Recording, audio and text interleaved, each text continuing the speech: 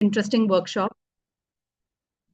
Very interesting workshop back in 2017. So the workshop was actually organized by Howard University and it took place in Dubai. So while attending that workshop, I met a lot of representatives of liberal arts education institutes, and all these representatives were from the South Asian universities. There were some also from the Middle Eastern universities, but it was like a collaboration of all universities to see that how we are doing in terms of liberal arts education, especially discussing the curriculum design issues and pedagogical issues, and especially the main, I think, agenda of that workshop remained that though we keep promoting liberal arts education as an American style education because maybe it's it has more economic advantage, it has more market advantage, but at the same time we also deliberated that there are also a lot of non-Western perspectives about liberal arts education. So we discussed some of the non-Western perspectives of liberal arts. And at the same time, it was very interesting to find out that the issues that we face, in our context, in Pakistan's context, in our national context, there were a lot of similarities with other states as well. So there were similarities with universities, especially liberal arts universities, both big and small in India. Some similarities with liberal arts universities in Bangladesh and Middle East. So collectively, we discussed some of the common issues and challenges, especially how do we market this program, surgence and resurgence of liberal arts education, and something I think the overall debate about the liberal arts education and its value to the global community of academicians and student populations overall. It's very sensitive to how people write about liberal arts education. So there was a very interesting discussion at that point in time that how when political regimes change in different countries, when governments change, so people again start to lobby for STEM education, for universities, of professional that offer professional degrees. They keep writing about the importance of professional degrees, and then to some extent they discourage liberal arts. So this has been the debate that there's, and that is why I mentioned surgence and resurgence, because sometimes it like the debate and popularity, acceptability, appreciation, a market of liberal arts education is very sensitive to how people are writing about it, and how these lobbies are working sometimes in order to make it a program which is sometimes acceptable, sometimes not acceptable. So all these are very important and pertinent issues that we discussed in that workshop, that how the liberal arts education has been popularized, depopularized sometimes in the global academia. So that is a little bit about the context of that workshop. I would like to share my presentation with you all.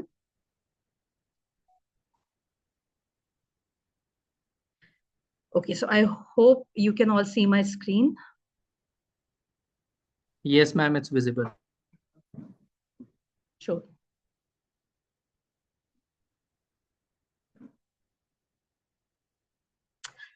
Okay, so talking about contextualizing liberal arts education, and by the way, I think most of you would know that I also supervise a course which is University 100.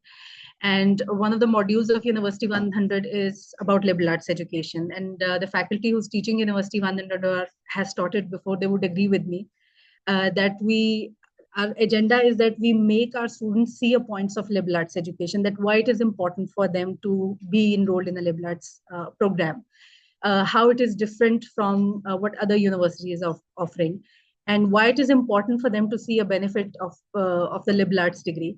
So I would have these three concise points, which I think that we can never emphasize enough: the importance of liberal arts education, especially when when we are talking about globalized economies. So now that the workforce is changing, now the world is changing. Of course, there is a lot of demand of common skills that are related to communication, that are related to critical thinking, that are related to, of course, there is an ethical dimension that needs to be inculcated in our students. Resilience, conflict management. So again, the globalized economies and the modern day workforce, they encourage students who are joining the market or joining the communities to have these skills. Interestingly enough, there is this link that I have shared here. It's actually a report that was published about how college contributes to workforce success. And talks about this report actually talks about how employers view it. So interestingly enough, despite, and that report as it actually was published back in 2020, and of course there are versions of that report that were being published after that. But something very interesting that I found out in that report is that in addition to degrees, of course, the employers and their focus is that the students who are joining the market or soon to join the market, they must exhibit soft skills.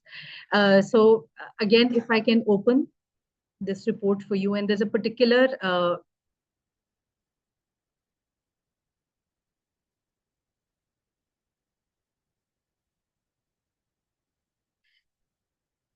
I actually want you to look at some piece of information which I found very, very useful, and that will sort of put everything in perspective, especially related to when we talk about that how employers are looking at the soft skills and their acceptability.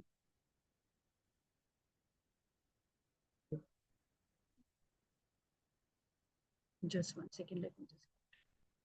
So this piece of information I would like to all of you to view. Just one second, I'm just trying to get this on for your viewing.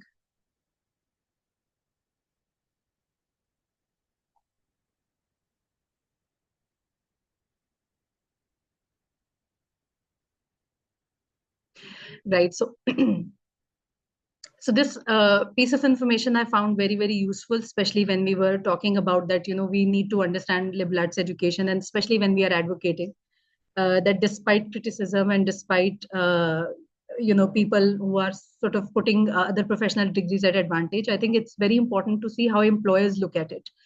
And on your screens, you can right now see a number of important skills that employers of today think that their students must exhibit, which is, of course, effectively working in the teams and critical thinking and interpretation of data. Digital literacy is one, ethical judgment.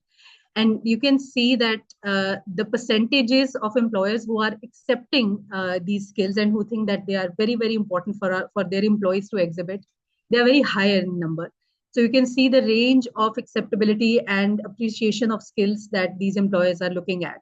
So I think that sort of proves the point that we were just talking about, that, when we meet these, freshmen, and especially when we meet these students, and when we sit down and have these discussions, that it is important for you to have courses across disciplines. It is important for you to see, to develop an inquiry across disciplines. It is important to have, approach that, of course, encourages knowledge integration. So I think in that regard, this piece of information is very pertinent. Now, going back,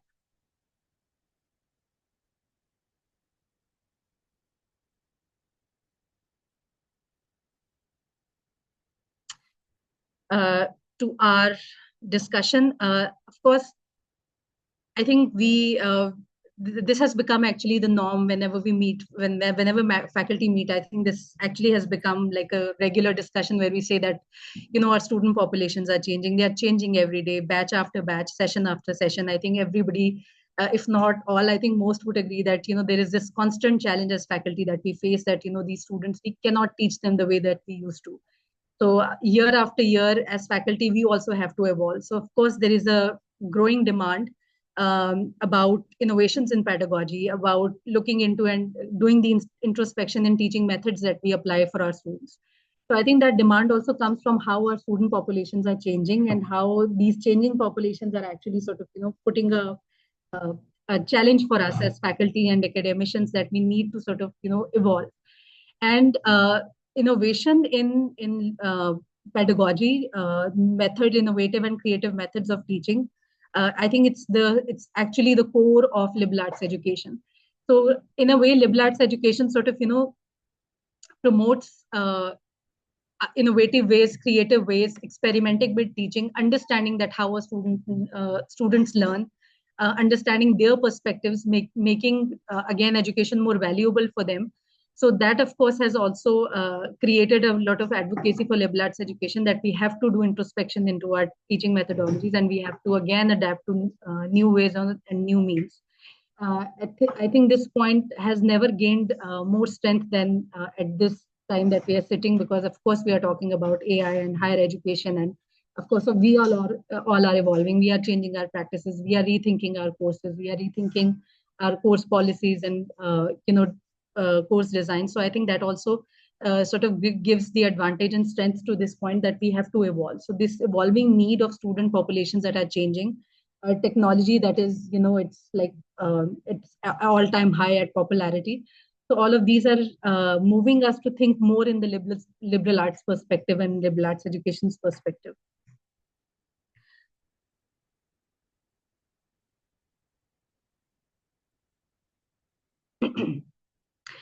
Now, fostering global citizenship, something which is very, very pertinent when we were at this workshop that I just mentioned in the beginning of this presentation. We were very lucky to receive the training from Mr. Fernando Reimers. He has done a lot of work in terms of, I mean, especially our faculty from education would agree, because he's again a very, very established scholar, and he has written this book, Empowering Students to Empower the World in 60 Lessons. So this is more like a practical guide of how sort of make your curriculum, your current curriculum, liberal arts aligned. I think the toughest challenge at that point in time was that changing and just going to our universities and workplaces and then just creating a new curriculum was not something that this book actually advocates. It gives us something which is valuable, which is aligning what you already have to the value of liberal arts education. So again, in terms of promoting liberal arts education and understanding that why we need to do our pedagogical assessments, why we need to align to liberal arts education. So I think they have made a very interesting case. And with this case, there is a little story that Dr. Reimers shares, and it's a very interesting story. So first, of course, his point is that we have to focus on the global citizenship. And as we also now have, student success definition. I'm sure you have seen student success definition at FCCU. And our student success definition at FCCU ends with that we want our students to serve country, their families, countries, and of course, become a viable part of global community and have think of sustainability and a sustainable future. So because we as a university also have part of our, as part of our student mission, as part of our student success definition, we do have, understanding that our students are going to be part of global communities. So I think the same is reflected into Dr. Reimers' work as well, where he believes that global citizenship is very important. We have to prepare our students where they know the risks of today and tomorrow, and they understand that how these risks are going to affect the student population. Of course, when we talk about risks about, excuse me. When we talk about risks of wealth disparity and climate change and cyber dependency, and there are, of course, risks that are going to eventually affect our student populations. There are going to be, of course, issues of unemployment, underemployment, climate change, conflict leading to migrations and governance crisis. So we need to prepare them accordingly. So this little story that I was actually referring to, it's very interesting to read. So he started with something which is very common. So he's written in his book that, you just look at climate change, and climate change is, again, if it's not like it, nobody has a national atmosphere. So we can't say that, we have atmosphere within our four boundaries. What happens in Pakistan weather-wise is going to affect India. What happens in India is going to affect Bangladesh. So again, it's very interesting to see that how weather and atmosphere, all these challenges are so global, because we are not just being affected, we are affecting the other countries and other populations all around us. So it says that just think of a farmer who's going to get affected by the weather change. That farmer leaves his or her hometown, they go to a city, then that city will become a mega city. There are again overpopulation issues. So think about those overpopulation issues. So those overpopulation issues will again create a resource crisis, will create an employment crisis. So those employment crises, what they will do, they will probably create risk of increased crime. So again, there is a very interesting nexus that he has created in order to sort of propagate this point, that it's very important to think about global citizenship, prepare our students for global citizenry, because this is actually the heart of liberal arts education. So we can't be in our labs and we can't only be in our own offices working and not understanding that our students have these broader pressures and risks and challenges that they will deal with eventually. And while I was going through some of these risks, though they were narrated some few years back, and I was looking at our student population, like especially South Asian context, and especially looking at what is happening in Pakistan. And I was reading this report. I think it is published in one of the newspapers, where there is a lot of migration that is happening in Pakistan, and a lot of people are leaving country, and then they're, as soon as they have a degree, they are finding ways that are, that they can go abroad to secure the employment. And at the same time, I think on the next page, the story is about those Pakistani citizens who are now deported and they've come back to the country. So again, we cannot have a disconnect between our education and what is happening in reality. So liberal arts is a very important bridge. So again, our courses, our education should be able to sort of, evolve in a way that it helps us to see those, real-time connections, and especially in perspective of global citizenship. Now I would just like to discuss these 4 core elements of liberal arts education. So again, how it is different from other forms of education. There are again very critical and very substantive elements that liberal arts actually advocates. So right in the heart of liberal arts education is, of course, the critical thinking. It's encouraging moral and ethical reasoning. And I think I was reading some of the literature that was published by English department. They just had this humanities and AI workshop, and I was reading some of the newsletters and some of the very interesting insights that have come after that workshop. And this is again to understand that how liberal arts education, where a lot of people make a case that with AI probably we will need all of these disciplines, we won't need all of these degrees. But it is very interesting that how liberal arts education is also sort of evolving with AI, and it is even making a stronger case to be adopted and to be appreciated as as form of education. At the same time, curriculum, of course, balance between social sciences, humanities, natural sciences. So, of course, it advocates a curriculum where it balances. So, of course, it's transdisciplinary, it's interdisciplinary, but at the same time, it promotes an inquiry across disciplines. So, of course, we want our pharmacists to think about pharmacy and medicine, and also, be aware of the social problems and what is happening in the communities. So we want our business graduates to also, do their business, earn profit, but at the same time, again, be understanding of what social and community issues that we are dealing with. So, of course, that connection that I just discussed with you some time ago, I think that connection is extremely important in case of liberal arts education. And liberal arts education as form of, education, where it's, I think the case for ethical reasoning and moral reasoning and balance between different disciplines. But at the same time, something which is absolutely important is the implementation of our liberal arts curriculum. It's great to have everything on the paper, but how fulfilling our campuses are and how fulfilling our pedagogy and especially our teaching methods are, in terms of not just promoting liberal arts education, but making sure that students meet the liberal arts education goals by the end of it. So, of course, liberal arts education does not only talk about philosophy and curriculum changes and finding interconnections and, of course, global citizenry.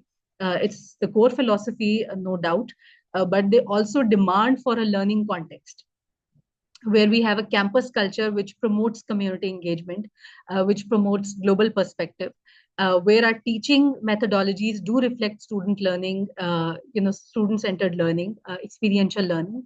So something that at that workshop also is, I think everybody had an excellent liberal arts curriculum, including ourselves. We had everything ready and we discussed it. But I think when we were answering the questions that how fulfilling our context is, how aligned our pedagogy is, if our students meeting our liberal arts education goals. So I think that is one area that, as academicians, we have to take it forward and we have to think about it. The second part of presentation, I think, will help you more in that regard. Something that I would like to share a little bit from the current situation and just few pieces of history. Again, liberal arts education, especially when we think of this. First.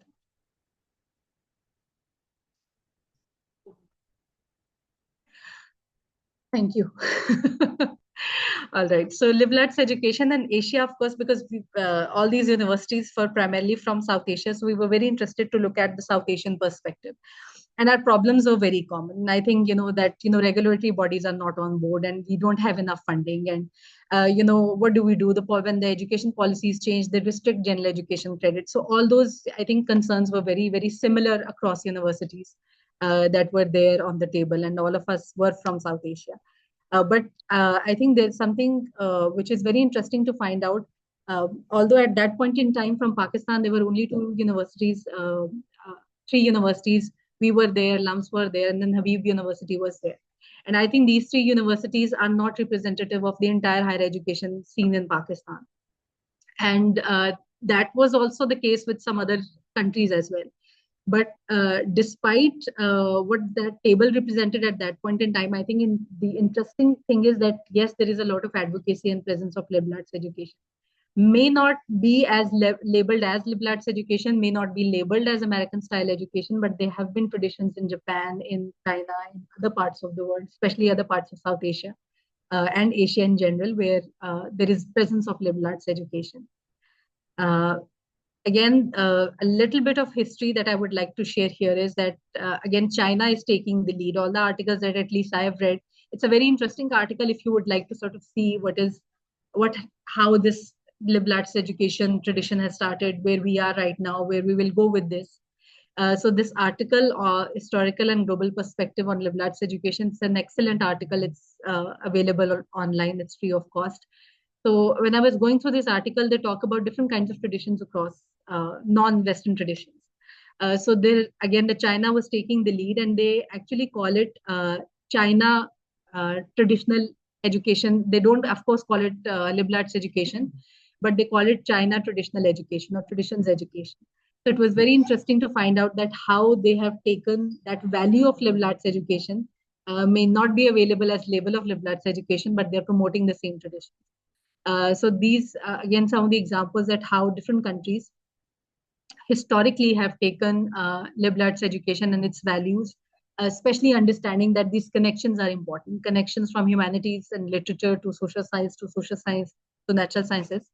So I think that is something which remained constant in all these traditions, where people are more aware, where people can find connections, where people can find value outside their own discipline, yet realizing and developing methods that can see a connection across different disciplines. Yes. Sure, sir.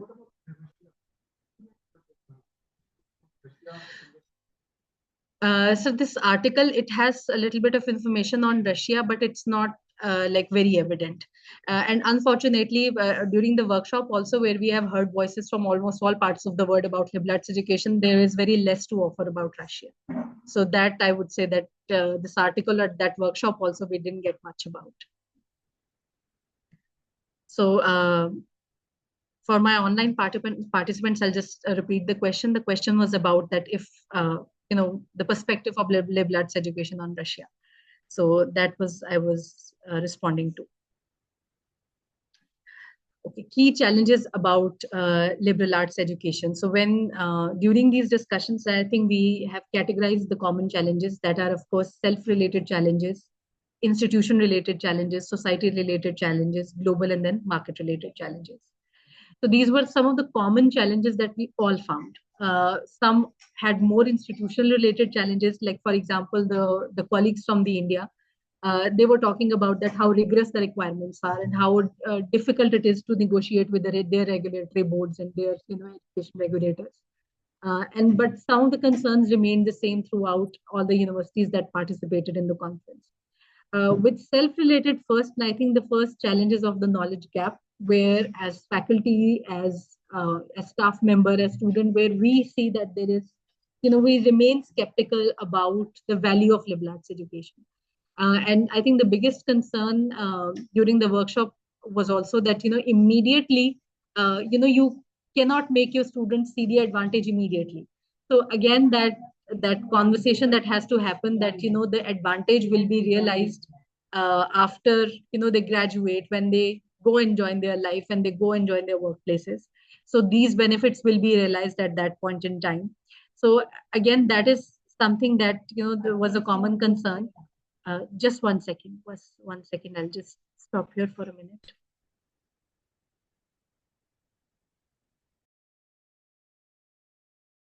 Making sure that we are not interrupting each other. Okay. So back to our presentation. So that, of course, is a self-related challenge where the doubt is, of course, what we are we doing? Is it going to have a benefit? Then, demonstrating that benefit to our students, making sure that everybody is on the same page. And that is, I think, the biggest challenge. To start with, that the faculty has to see the point, because if faculty is skeptic, of course, they will not be able to demonstrate the benefit to the students. And of course, the staff also has to be on board. So that 13-step protocol that I'll share at the end actually talks about, developing a very, very important common ground for all the stakeholders across campus, to understand that, we are a liberal arts university and we have to fulfill the spirit and the value of liberal arts education, not just individually as faculty or as students or as staff members. Institution-related challenges, I think they were the most discussed, and sometimes they were also over discussed, because I think it is something that every institution was facing at that point in time. That, how do we make sure that as a university we understand and promote an assessment framework or an assessment culture, that actually sort of explains and demonstrates the benefits of liberal arts education. So I think some of the problems are very in-house as a university, as an institution. How do you develop, again, a common framework? How do you develop a common assessment? And I think that is where everybody and all of us were stuck. Because the assessment framework, where we could see a connection that what we are teaching is also sort of translating into student benefit real time, was really a tough area. So there were some, of course, in-house challenges where some of the universities also shared that, they are like their liberal arts program, although they started as a liberal arts university, but sooner or later, due to funding issues and due to low demand from students, and then of course there is more enrollment in their technical programs, space-wise and scale-wise and weight-wise, they were really moved into like small offices, and then of course there is a less institutional interest. So again, there were examples like that also. That university that actually started as a liberal arts university, but sooner or later it really became a liberal arts education office and nothing more. So I think that, of course, is like an in-house problem, that, when you deprioritize liberal arts education and then you don't resources, and then of course, allocation of resources also sort of, shrinks with that. And then in addition to that, there are, of course, external challenges. So as university, even if you are on board with your liberal arts program, you want to promote your university as liberal arts education, but of course there are regulations that you must adhere to. And I think our case is not very different.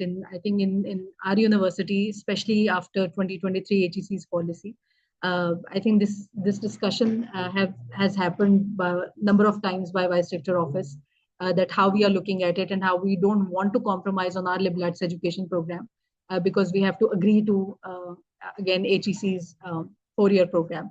So those are, again, some of the challenges that the other universities were also facing years back, that they have to satisfy the requirement of their regulators and regulatory bodies without compromising on their liberal arts education.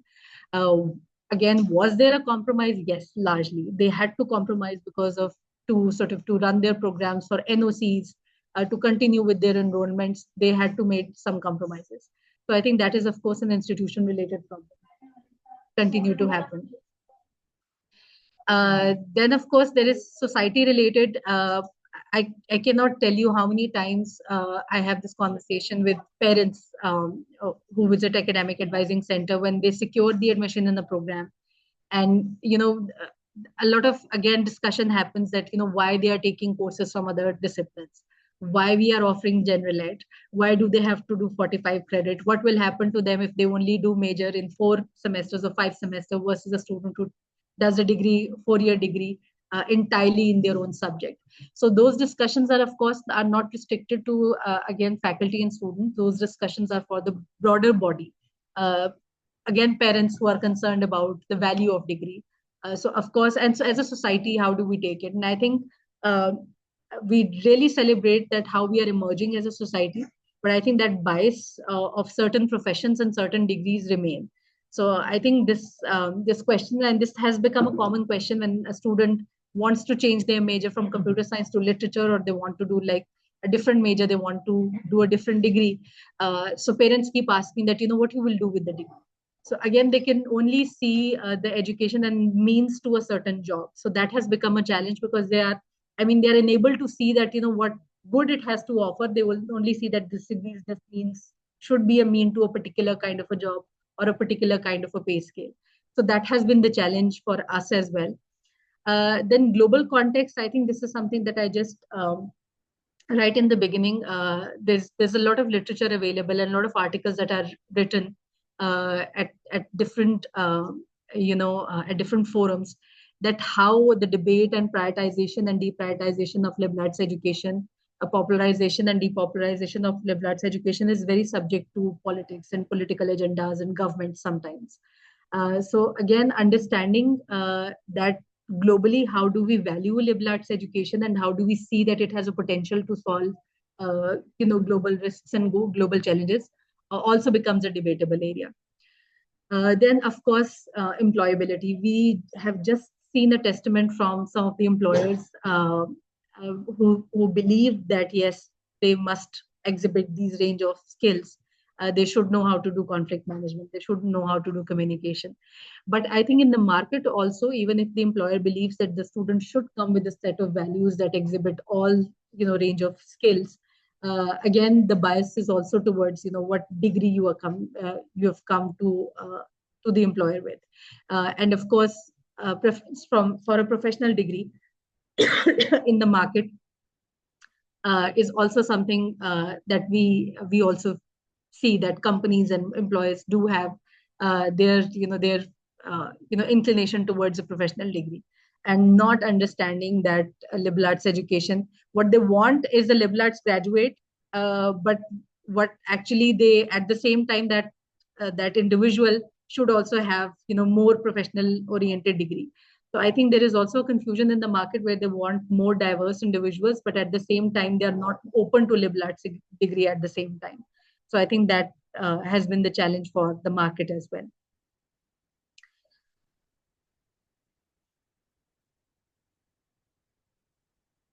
All right.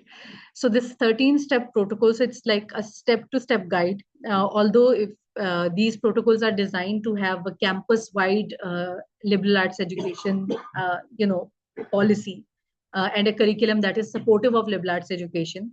But I think these protocols are flexible enough that we can try and test them in our classes as well. We can create lesson plans. We can create our class. We can do our course planning. We can do we can tweak our course outlines and lessons with the help of these 13 protocols. So we can do this exercise individually also, but initially the purpose of introducing these protocols were that the campus should be liberal arts education compliant, and it should fulfill the purpose of liberal arts education. What it asks for is a vibrant leadership. So somebody has to take the lead, and the leadership has to be very, very serious about not just promoting and loving and advocating for liberal arts, but a serious intention of making sure that the curriculum also reflects liberal arts education, and at the same time we have a framework which assesses that we are meeting our liberal arts education goals. So of course, the leadership, then alignment of mission. So one of the things that we did in the workshop was that we were asked to sort of take our mission statement and vision statement and some of the common goals that we had set for the students, and then to see that if those goals are aligned with liberal arts education. I think it's very, very important, and especially after FC has started their work with NECHI accreditation and then self-study report. A lot of effort is to sort of align these areas where our mission and vision is aligned with the liberal arts education curriculum. So that has to be like a very, very important stepping stone where we are aligning our vision and mission with liberal arts education. Then framework. I think I did mention this before, that this has been the most the toughest area, that do we have an assessment framework for liberal arts education? How we are assessing our students? How do we know that our students are meeting our liberal arts education goal? What assessments we have, what indicators we have, what are the percentages, what are the ratios? So I think understanding that there has to be a definite framework, an assessment framework, which reflects on students. And then again, there are measures and there are indicators which can be evaluative of the fact that students are learning through liberal arts education. Is there a problem?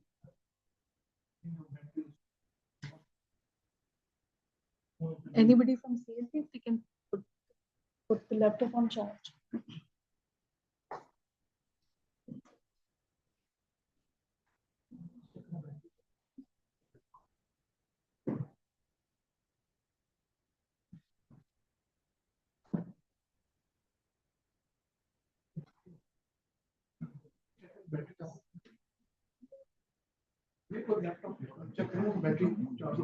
So I think yes. Thank you. It's that we have to again sit down and audit and align our existing curriculum. So that is the toughest challenge. That we look at our own curriculums and we see that where are the gaps and how we can fulfill the gaps and how those gaps will help us to understand that how do we need to take our curriculum forward. Of course, there are different kinds of methods that were proposed that how we can audit the curriculum. Could be in teams, could be experts helping faculty, audit the curriculum and see where the gaps are, how it is aligned or not aligned with the liberal arts education. But of course, a rigorous auditing process has to take place that, of course, should reflect the seriousness of integrating liberal arts education in the curriculum.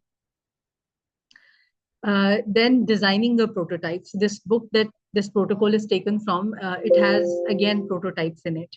And there are number of prototypes, number of lessons that are being provided in. Okay, faculty, just 1 second. I think there is some problem with the battery, laptop's battery. We're just fixing it.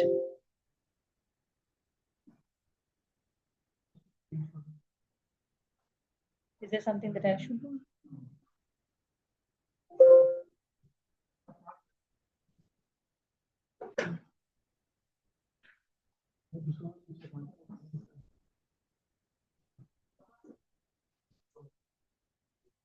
Skip. Start. Okay.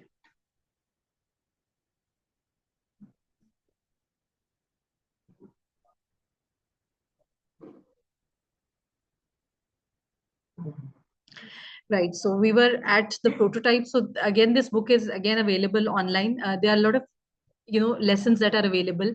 I also did try to experiment before the presentation. I created some of the prototypes with the help of some AI tools, and it really helps you. You take a lesson from any of the courses that you're teaching in spring. So you can take a lesson and then you can sort of take your SLOs and see how aligned they are to liberal arts education or to the liberal arts goals that you have set for your particular course. So I think you can also, like, as an experiment and to see that how aligned we are individually to our liberal arts education curriculum. So that prototype can be tested. If you want lessons that are sample lessons, they are available in the resource that I'm going to share. So you can look at those lessons, that how the entire prototype works, that what we need to do as faculty, what kind of framework we need to have in place, what are some of the methods that we can assess. So all of that can be done at the individual level as well.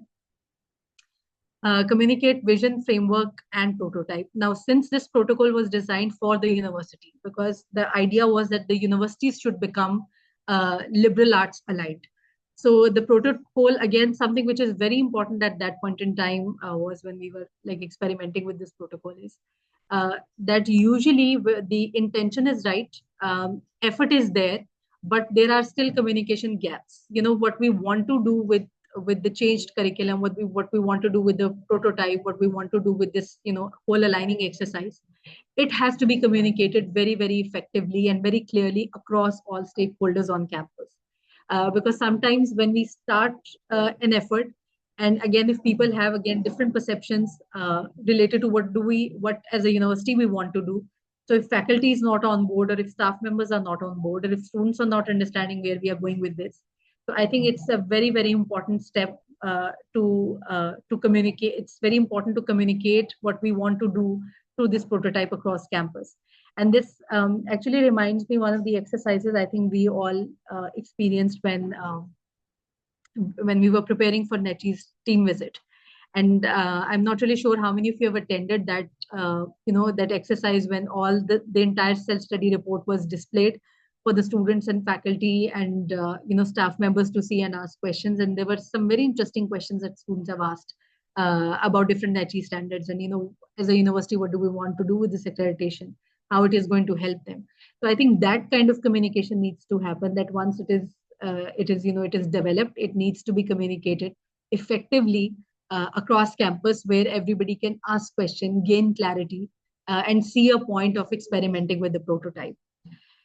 Then decide on revised prototype to be implemented. So what happens after step 6 is, of course, it's very, very crucial, because we till step 6 we can say that it's a work towards towards your goal.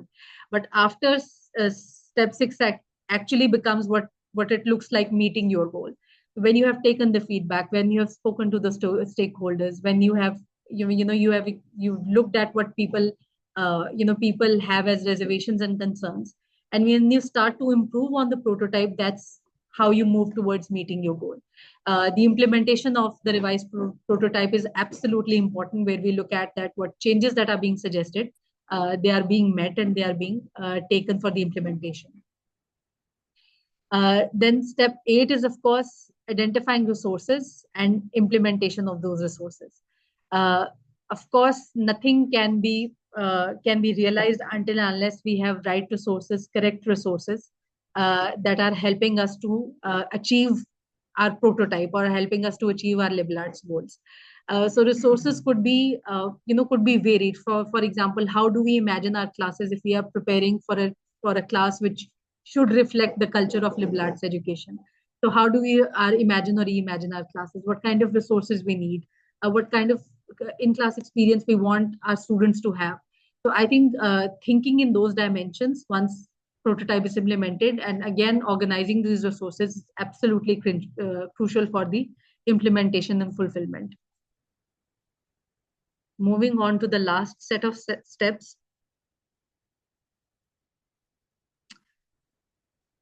Again, monitoring. So as I mentioned, that now it is like a way for us to see that if our goal is met and goal is realized. So monitoring and implementation is very important. So it can't really be a one-time effort. You can't develop a prototype as a university and you just leave it. So there has to be, of course, changes, revisions, implementation, monitoring, what is working out for us, what is not working out for us. So I think as a university, a monitoring mechanism should also be available, should also be set up, should be in place, where it is helping us understand that what we are trying to implement, it is being implemented and it is bearing its fruit. Next, of course, develop a communication strategy and build and maintain support. Now, this communication strategy is when you are finally ready with your prototype, when you're finally ready with your plan. So that is when you again build a strategy that how do we actually launch it campus wise? How will we make sure that the entire campus initially the experimentation phase and implementation and revision phase is done. So now you're finally implementing a strategy and then you maintain the support. So you can't be too enthusiastic like in one quarter of the year and then you don't continue the support. Monitoring and continued support is absolutely crucial for the universities to realize their liberal arts streams. Again, professional strategy, and to end with last few things, I'll just put them together. Again, oversight of leadership, which is also again stemming from the monitoring mechanism, and it ends at evaluate and execution of the prototype and repeat as many times as it's necessary. So I think understanding, because I think one of the main takeaways from that workshop is that it cannot be a one-time implementation, one-time monitoring. It can't be one-time effort. It has to be constant. It has to be constantly evolving. And then we have to adapt, change, revise, and make sure that we are, we are repeating the process as many times as it is needed in order to make sure that we are fulfilling liberal arts education. So as I've said before, that we are changing, our student populations are changing, our curriculums are also changing. So that's exactly should be the spirit of implementing a campus-wide strategy in order to make sure that we are liberal arts, compliant, and we are in alliance with liberal arts education. Is to make sure that we are constantly looking into our practices, constantly looking into our curriculums, constantly asking questions, changing things, and constantly evolving. And at the same time, making sure that the spirit of evolving, changing, adjusting should be again across campus. It can't really be for one particular group. It should be across campus, and everybody is on board with the strategy. So I guess this is it. Thank you very much. So this was the last part of my presentation, which is related to the prototype. If there are any questions, I'll be very happy to take them now. Thank you so much, Dr. Anam. I'll quickly launch the polling. All the Zoom Go ahead, just one second. There's a question Sure. from the in-person participants. So do you want me to take that first, or do you want to do the you can take that question. Okay.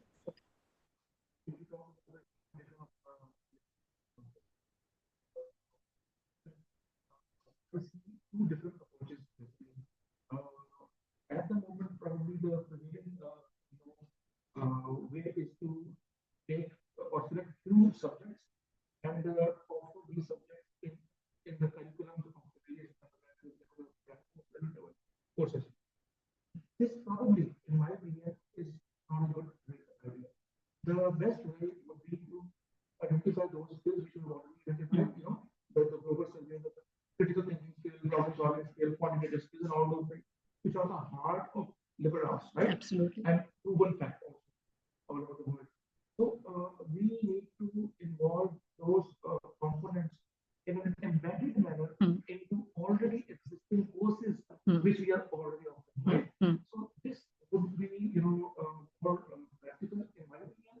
And students won't ask this question: that why are you forcing us to take that course? They will be studying those same skills, and still they would not be having, feeling of getting forced, What is your take on this? So thank you very much. I think you have put everything together very nicely. That exactly and precisely has been the point, that it cannot be course based. Like you take certain number of courses, you tick them off your roadmap, and then you are done. I think it can never be like that. It has to be based on the skills that we discussed initially.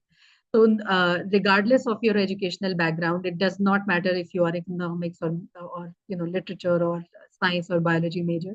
Those skills must exhibit once you graduate. So your degree, again, coming back to your point that of course it can never be the entire, I think, discussion at that point in time was also that you can't really create a list of courses. You can't have one office for liberal arts education and then they are offering certain courses and certain workshops and the job is done. Job will only be done if those skills are then understood, important skills, 21st century skills, and then they are reflected across curriculum. And then our students are able to, and then we have some assessment mechanism through which they could be seen, realized. Yeah.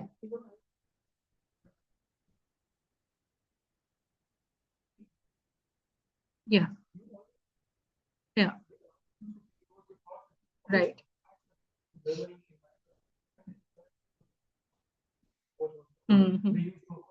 Courses from humanities area, although we were doing engineering degree, and we were courses also.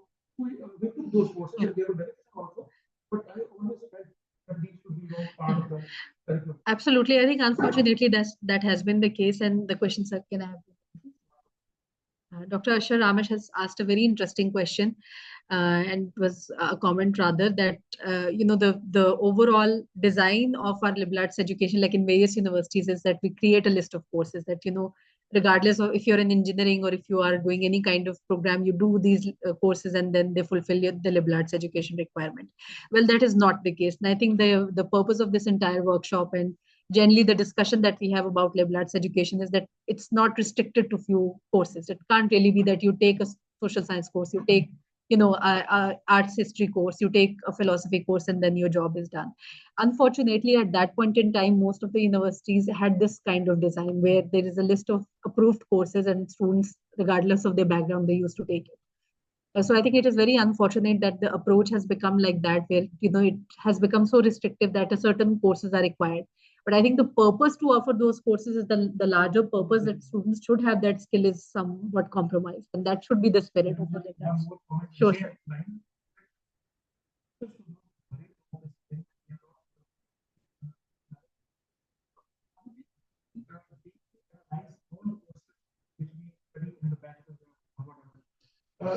These skills, the critical thinking skills, the communication skills, in one way or another way, we have already been, inculcating these skills in those courses. We just need to highlight this aspect. Absolutely. We need to absorb this ourselves that we are, fulfilling Yeah. requirements of the law. Maybe we can add few more activities to, cover those aspects. If the course is not at the stronger level, the course is at a weaker level. So probably I think that would be good. I think Sorry, no, not at all, sir. Thank you very much. I'll just reiterate what you've also mentioned. I think that should be the spirit. And I want faculty to leave, if they want to leave with one thing, I think that should be something that they should take away is that, introspection, that just look at your own courses, look at your own outlines, see how much they are aligned with the liberal arts education. And of course, the skills should be the core of it, not just taking few courses of the syllabus.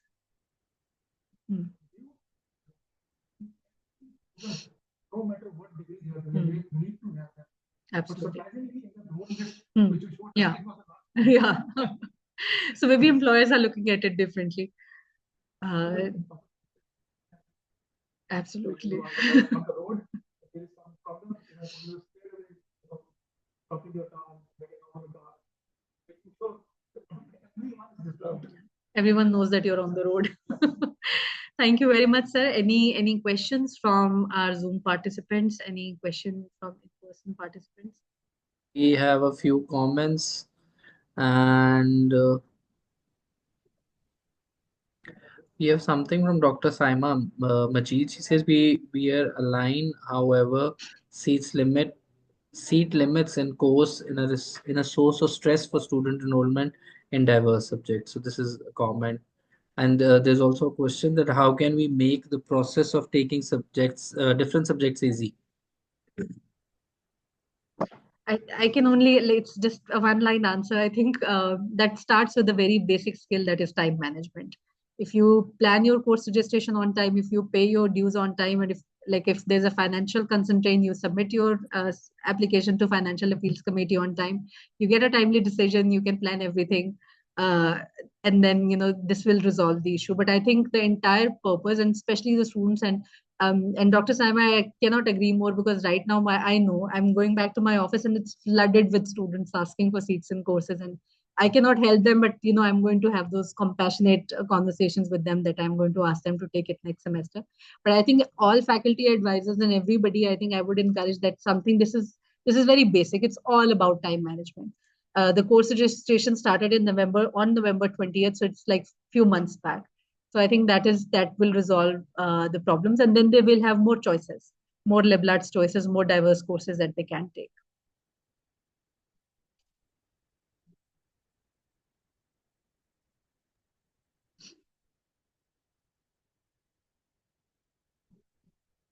Right. Yeah, absolutely. So Yeah, I don't think so. We have any more questions or any comments. Do we have anything from the in-person participants? No, I think No, this is no. pretty much. Okay, thank you so much, Dr. Thank you Rana. very much. Thank you Thank you. everyone for joining. Thank Thank you. you. Thank you. Thank you, sir. Thank you.